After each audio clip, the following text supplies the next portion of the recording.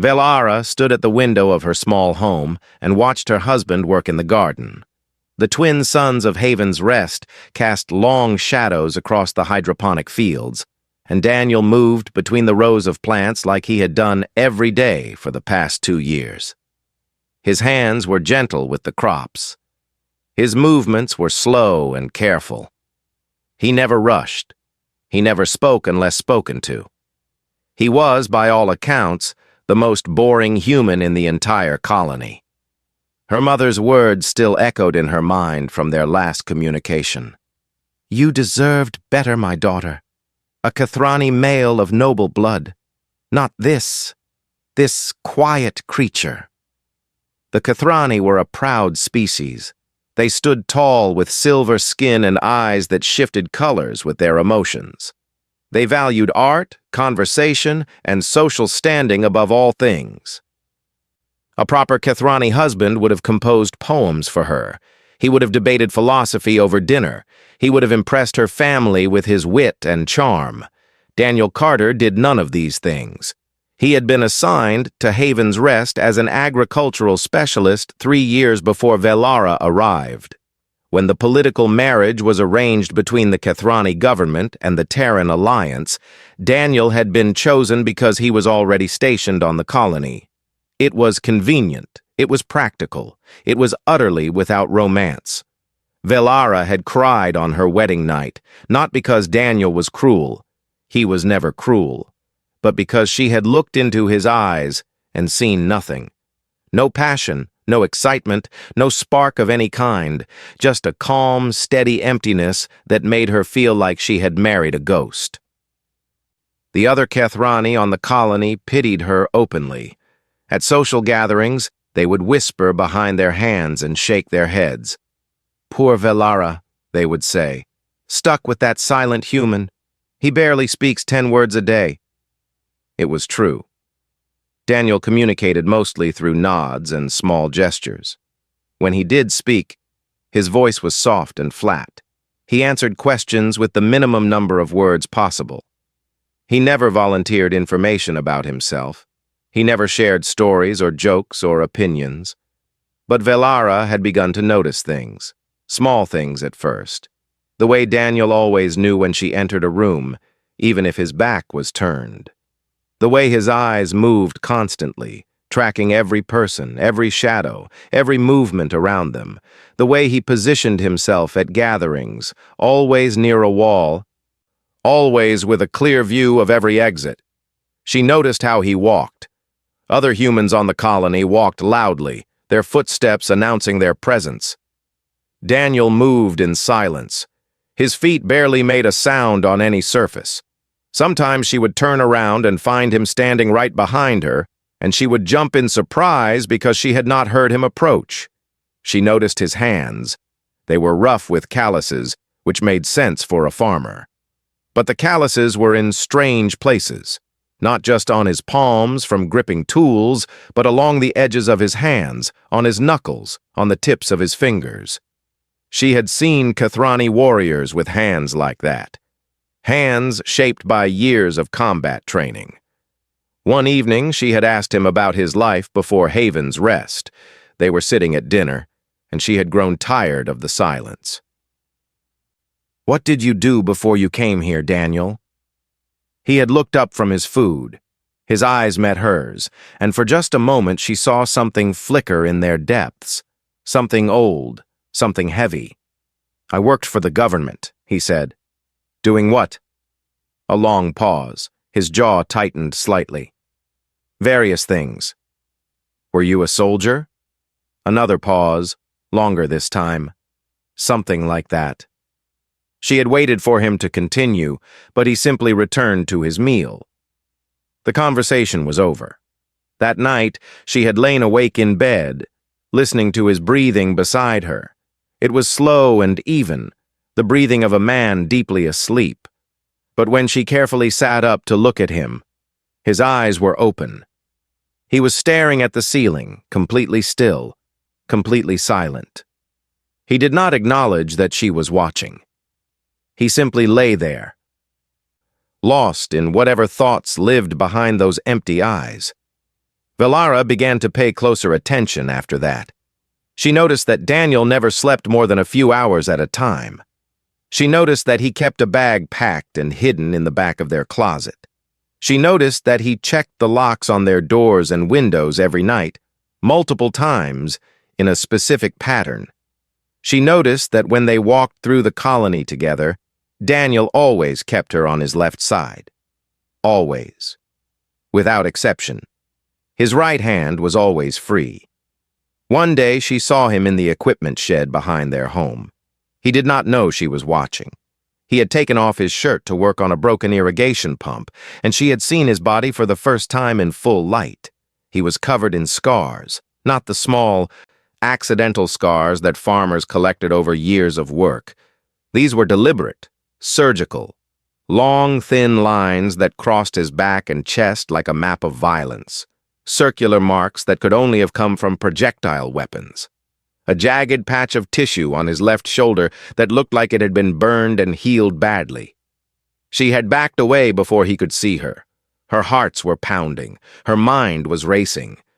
Who was this man she had married? That evening at dinner, she tried again. "Daniel, those scars on your body. How did you get them?" He stopped eating. He set down his fork with careful precision. He looked at her with those calm, empty eyes. "Some memories are better left buried," he said. And that was the end of it. Velara did not ask again, but she no longer saw her husband as a simple farmer. She no longer pitied herself for the marriage she had been given. Instead, she felt something new growing in her chest. Curiosity, and perhaps, just a little bit, fear. The quiet human she had married was hiding something dark, something dangerous, and she was determined to discover what it was. She just did not know that the truth would find her first. Haven's Rest was a small colony on the edge of civilized space.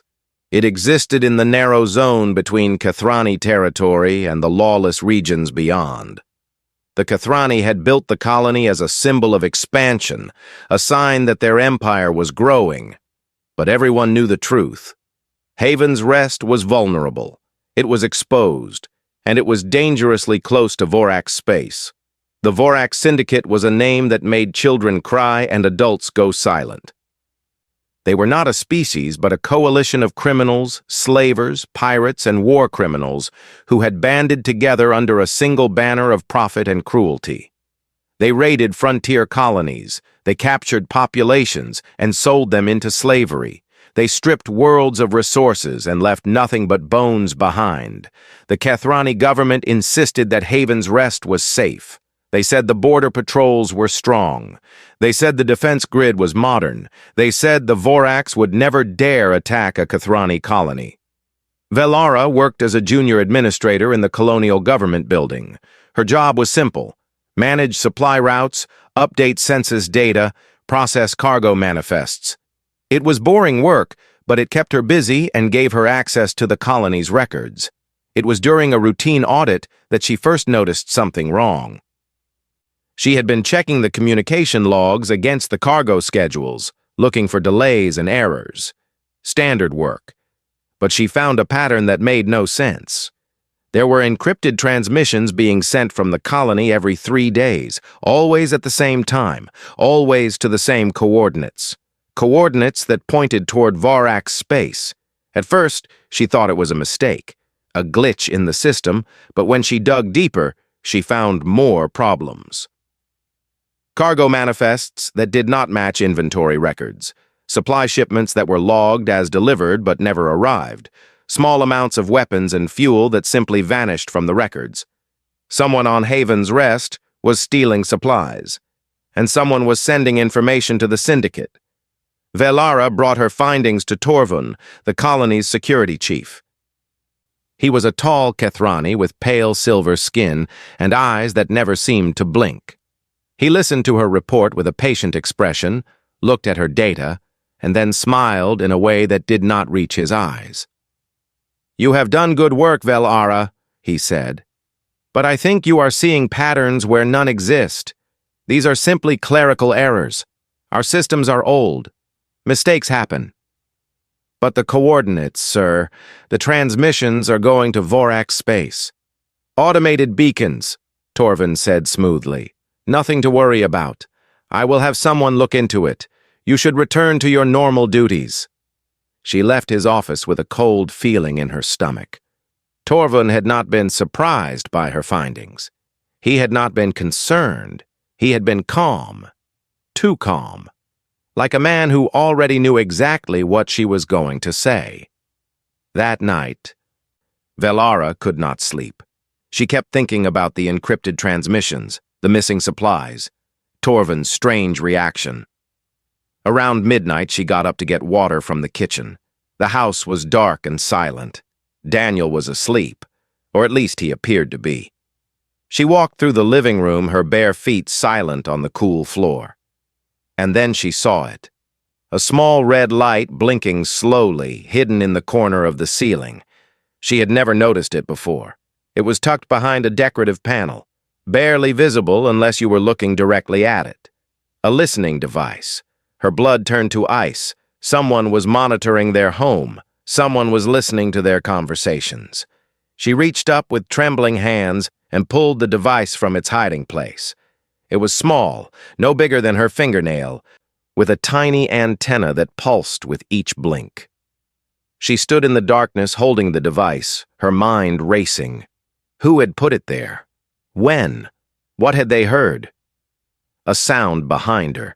She spun around, her heart's pounding. Daniel stood in the doorway of their bedroom. He was watching her with those calm, steady eyes. But something was different. The emptiness was gone. In its place was something sharp, something focused, something dangerous. "You found it," he said. His voice was soft, but there was a weight to it that she had never heard before.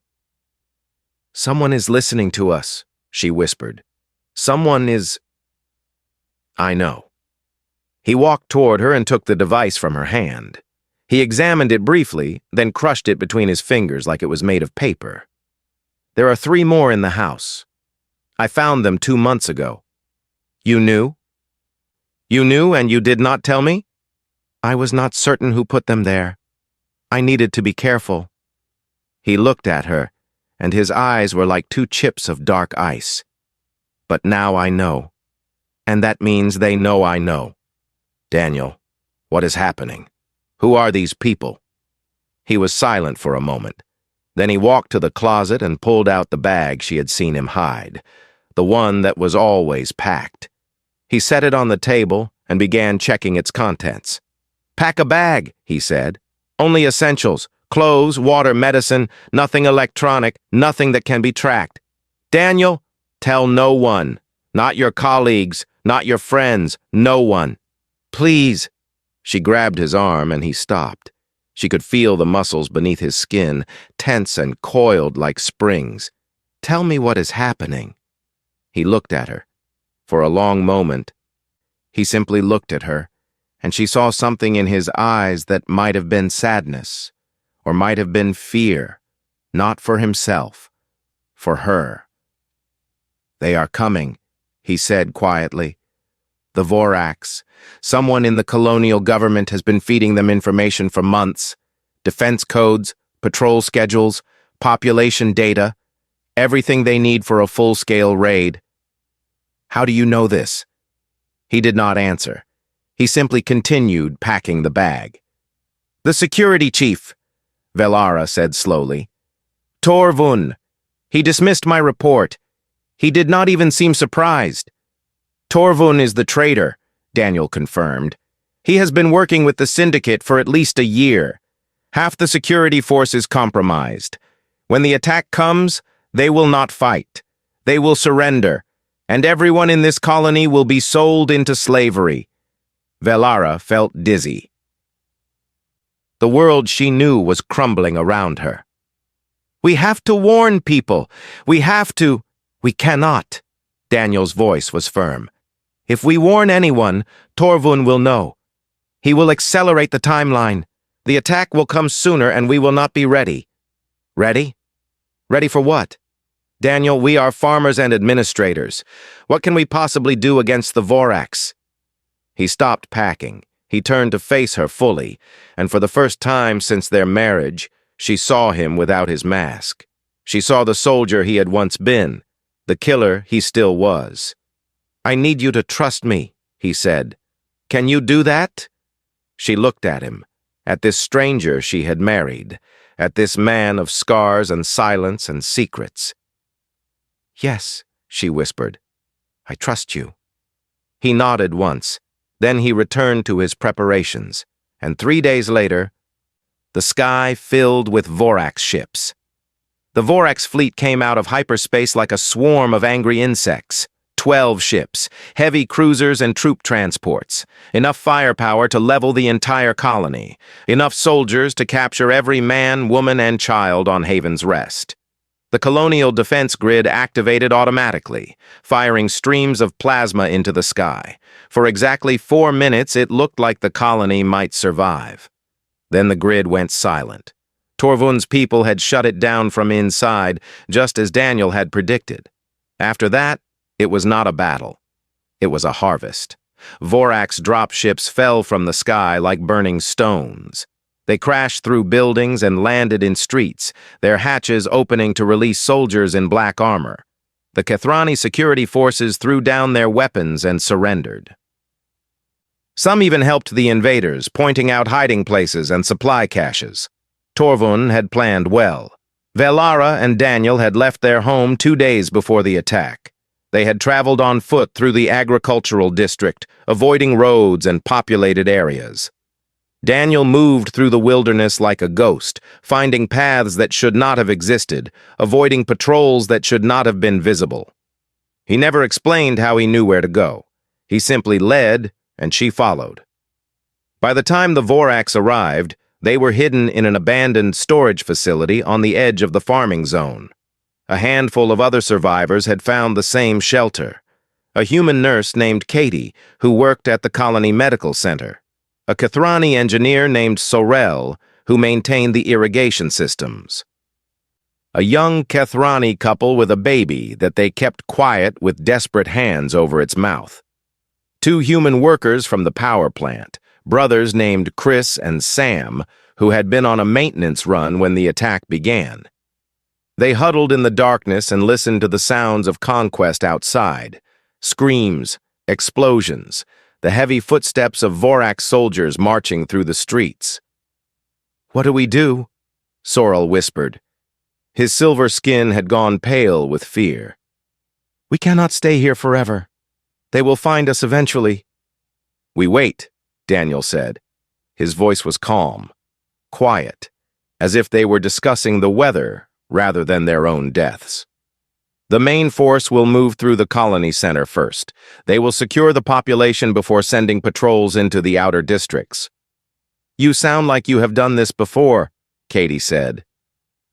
She was looking at Daniel with a strange expression. Suspicious, calculating. Daniel did not respond. Hours passed. The sounds of chaos slowly faded into an eerie silence. The Vorax had won. The colony was theirs. Daniel moved to the window and looked outside.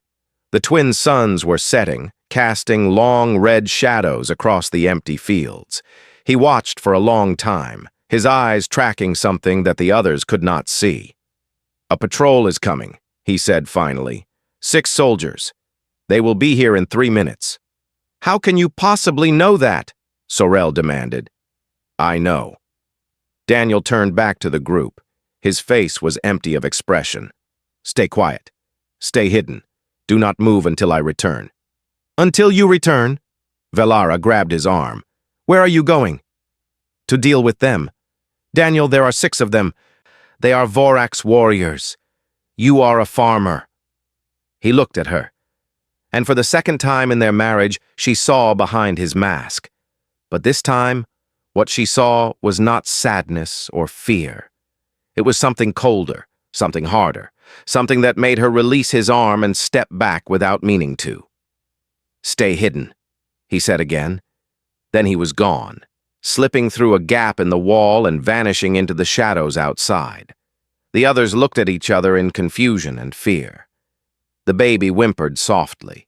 Chris and Sam gripped their tools like weapons, though they clearly had no idea how to use them. Velara moved to the window and watched.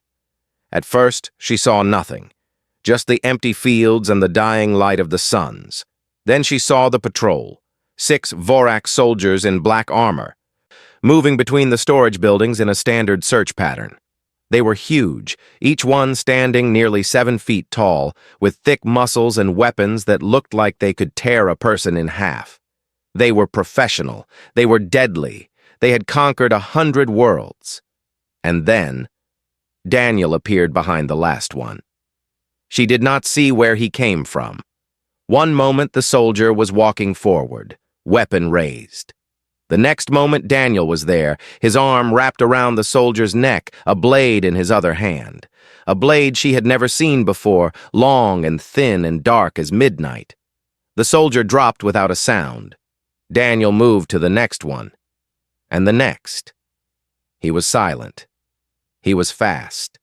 He flowed between them like water, his blade catching the red light of the suns as it opened throats and pierced armor and ended lives with terrifying efficiency. The Vorax tried to react. One of them managed to raise his weapon. Daniel was already inside his guard, the blade sliding between plates of armor and finding the soft flesh beneath. Another turned to run.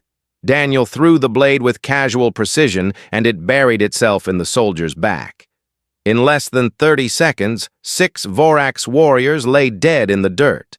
Daniel retrieved his blade. He cleaned it on one of the bodies with practiced movements. Then he walked back toward the storage building, his face completely expressionless. When he entered, the survivors stared at him in silence. The baby had stopped whimpering. Even Sorel, who had questioned everything, could not find words. Katie was the first to speak. "You are a whisper," she breathed. Her voice was barely audible. Her face was white with shock. "You are one of the Terran whispers." Daniel looked at her. He did not confirm or deny. He simply began checking his equipment. Velara had never heard the term before. She looked at Katie with confusion. "What is a whisper? What does that mean?" Katie's eyes were still fixed on Daniel. "They are ghosts," she said. "Stories that soldiers tell each other to explain why enemies die in the night. Why generals vanish from locked rooms. Why wars end suddenly without explanation." She swallowed hard. "The Terran whispers are humanity's secret, our darkest weapon. Assassins trained from childhood to kill without sound, without mercy, without failure." "That is a myth," Sorel said weakly. "A human legend." "Nothing more." Katie shook her head slowly. "I worked in a military hospital before I came here. I treated soldiers who had served in the Unification Wars, men and women who had seen real combat, and they were all afraid of the same thing, not enemy armies, not alien weapons. They were afraid of the whispers." She looked at Daniel again. "I thought the program was shut down. I thought they were all dead or retired." Daniel finally spoke. His voice was the same as always. Calm, quiet, empty. "We were never shut down," he said. "We were simply reassigned." He turned to Velara. She saw the man she had married, the farmer, the silent husband, and she saw what he truly was: a weapon, a killer, a monster in human form. "I am sorry," he said softly. "I did not want you to know." She did not know what to say. She did not know what to feel. So she said nothing. And he led them deeper into the shadows, leaving 6 bodies cooling in the dirt behind them. They moved through the colony like shadows in the night. Daniel led them through maintenance tunnels and drainage systems that the Vorax patrols never thought to check. He knew every hidden path, every blind spot, every weakness in the enemy's search pattern. It was as if he had memorized the entire colony's layout in preparation for this exact moment. Perhaps he had. The survivors followed in silence. They had no choice. The world they knew was gone, replaced by something darker and more dangerous. and the only thing standing between them and slavery was a quiet farmer who killed like a nightmare made flesh. During a rest stop in an abandoned pump station, Katie told Valara everything she knew about the Terran Whispers. Humanity almost destroyed itself, Katie said quietly. Her eyes kept darting to Daniel, who was watching the entrance with that same unblinking focus. The unification wars lasted almost 50 years, nation against nation, corporation against corporation. Billions died. The entire planet was burning. I know of the wars, Valara said. The Kethrani observed from a distance. We thought your species would not survive. We almost did not. Katie pulled her knees to her chest, making herself small. But then the war started ending. Suddenly, impossibly, leaders would die in their sleep. Generals would vanish from bunkers surrounded by 1,000 guards. Supply chains would collapse overnight. Communication networks would go silent without explanation. She paused, gathering her thoughts. At first, people thought it was coincidence, or disease, or divine intervention. But slowly, rumors began to spread. Whispers, they called them. Stories about children taken from orphanages and slums and raised in secret facilities. Children trained to be invisible, to be silent, to kill without leaving a trace. Children! Valara felt sick. The program started before the wars. Some government, we do not know which one, decided that the future of warfare was not armies but shadows. They created the Whispers to end conflicts that traditional soldiers could not win. Katie's voice dropped even lower. By the time the wars ended, no one could count how many Whispers existed. No one knew their real names or faces. They had become ghosts that even their own governments feared. And Daniel is one of them? Katie nodded slowly. The way he moves, the way he kills. I have seen combat footage from the wars. I have seen what Whispers can do. Normal soldiers fight. Whispers erase. Valara looked at her husband. He was crouched by the entrance, perfectly still, his blade resting on his knee. His eyes were moving constantly, scanning every shadow, every corner, every possible threat. He had not spoken since they left the storage building. He did not need to. His actions spoke louder than any words. This was the man who made her breakfast every morning, the man who tended her garden with gentle hands, the man who held her at night and breathed slowly against her hair. This was also the man who had killed 6 Vorax soldiers in 30 seconds without changing his expression. How could both of these things be true? She walked over to him and sat down nearby. He did not acknowledge her presence, but she knew he was aware of her. He was aware of everything. Why Haven's Rest? She asked softly. Of all the places in the galaxy, why did you come here? Silence. Then, without looking at her, he answered. I was tired. Tired? Of what I was. Of what I had done. His voice was flat, but she heard something underneath it, something heavy and old and broken. After the unification, the Whispers were given a choice. Continue serving in secret, or disappear. Start new lives. Forget what we were trained to be. You chose to disappear. I tried. He finally looked at her, and his eyes were not empty anymore. They were full of something she could not name. I thought if I was quiet enough, if I was invisible enough, I could become someone else.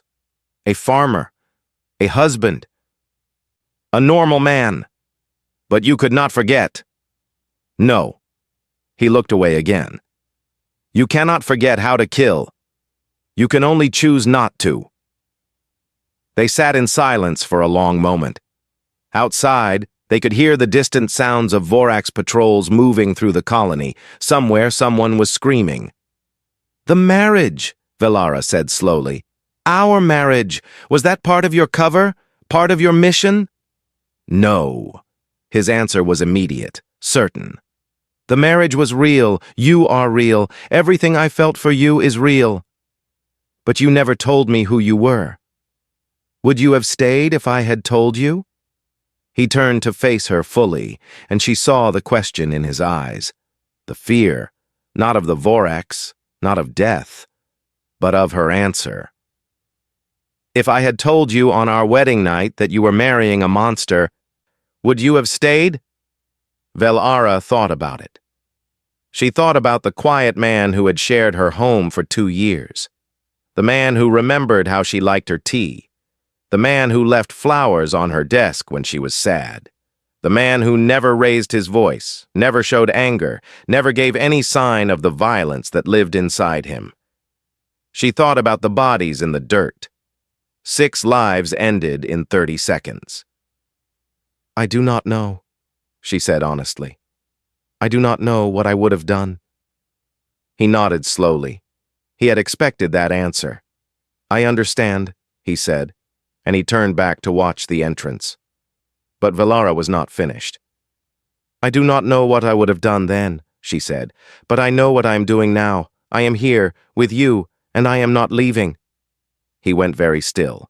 For a long moment, he did not move or speak. Then, slowly, he reached out and took her hand. His fingers were rough with calluses, warm against her silver skin. He held her hand gently, as if she were something precious, something breakable. Thank you, he whispered. It was not forgiveness. It was not acceptance. There was too much between them for that. Too many secrets, too many lies, too many bodies that would never stop haunting his dreams. But it was a start. They sat together in the darkness, hand in hand, while the world burned around them. And somewhere in the distance, the Vorax commander Krath was preparing to process his new slaves. He did not know that death was coming for him. He did not know that a whisper had finally decided to stop being quiet. The Vorax commander Krath had taken the Colonial Administration Building as his headquarters. It was the largest structure in Haven's Rest, a tower of glass and steel that had once represented hope and progress. Now it represented chains and suffering. Over 200 Kethrani civilians were being held in the building's lower levels. Men, women, children, the elderly. They would be processed, tagged, and loaded onto transport ships within the week. Some would be sold to mining operations in the outer systems. Others would go to pleasure houses or fighting pits. The youngest would be taken to training facilities where they would be broken and rebuilt as servants. This was the fate that awaited the people of Haven's Rest. This was the future that Krath had planned for them. Daniel stood on a rooftop 1/2 mile from the administration building and watched the patrols move around it. His eyes tracked their patterns, counted their numbers, measured their response times. He had been watching for 6 hours without moving. The survivors gathered behind him, waiting for his assessment. How many guards? Sorel asked. 143 inside the building, 87 in the surrounding area, rotating patrols every 15 minutes, 3 heavy weapons emplacements on the roof, 2 armored vehicles in the courtyard. That is impossible, Chris said. You cannot assault that. No one can assault that. Daniel turned to face them. His expression was calm, empty, the face of a man who had already accepted what he was about to do. I will go alone, he said. The rest of you will wait here until you hear the signal. When the lights in the building go out, you move. Enter through the maintenance entrance on the north side. The holding cells are on the 2nd basement level. Free the hostages and lead them to the agricultural district. Hide in the irrigation tunnels until Kethrani rescue forces arrive. What signal? Katie asked. You will know it when you hear it. Daniel. Velara stepped forward. Her voice was steady, but her hands were shaking. You are talking about going in alone against over 200 soldiers. That is not a mission. That is suicide. No. He shook his head slowly. Suicide is when you go in planning to die. I am going in planning to kill. There is a difference. You cannot possibly... I spent 23 years learning how to do exactly this. His voice was soft, but there was steel underneath it. I have walked into fortresses guarded by 10 times this number. I have killed men who were surrounded by armies. I have ended wars by removing the right person at the right time. He looked at her, and his eyes were not empty anymore. They were burning. This is what I was made for. This is what I am. And if you fail, then you run. You hide. You survive. He reached out and touched her face, his rough fingers gentle against her silver skin. Promise me you will survive. I promise, she whispered, but I am also promising that you will come back to me. He almost smiled. It was the closest thing to a smile she had ever seen on his face. A tiny crack in the armor he had worn for so long. I will try, he said. Then he kissed her forehead, soft and warm and achingly tender. He pulled back, looked at the survivors one last time, and disappeared over the edge of the rooftop. The first guard died without knowing he was in danger. One moment he was patrolling the outer perimeter. The next moment a shadow rose behind him, and his neck snapped with a quiet crack. Daniel lowered the body gently and moved on.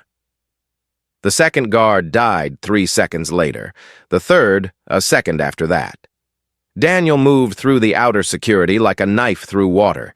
He did not hurry. He did not panic. Each kill was precise, economical, silent. Bodies dropped without alarm. Blood spilled without sound. By the time he reached the building itself, 17 guards were dead. He entered through a ventilation shaft on the 4th floor. The building's security systems had been designed to detect weapons and unauthorized personnel. They had not been designed to detect a man who moved without sound and killed without weapons. The blade was all he needed. The interior guards began dying. First one by one, then in pairs, then in groups, as Daniel stopped caring about silence and started caring about speed. He flowed through the corridors like a river of death, his blade singing through the air, finding throats and hearts and arteries with mechanical precision. The Voraks tried to organize a response. They were warriors. They had training and weapons and numbers on their side. But they had never faced anything like this. They had never faced a human who had been forged in the fires of the bloodiest war in galactic history.